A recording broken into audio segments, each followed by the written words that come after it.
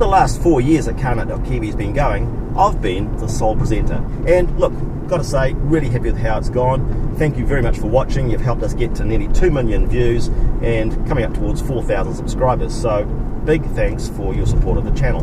But throughout those 4 years, I've always felt that it could do with something else. Something was missing from the offering.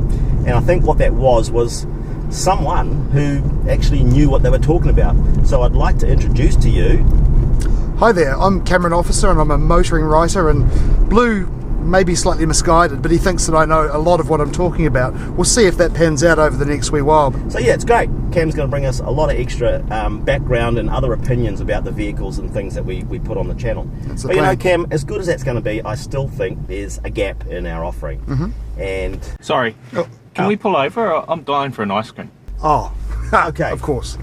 Everybody, meet Steve. Steve, meet everybody. Alright, and I think what I'm going to bring to the table is the fact that I'm a mechanic from a previous life, and I've got a lot of interest in restorations and classic cars, and I really want to sort of speak to people with those kind of interests and maybe some motorsport stuff as well. Cool, that sounds awesome.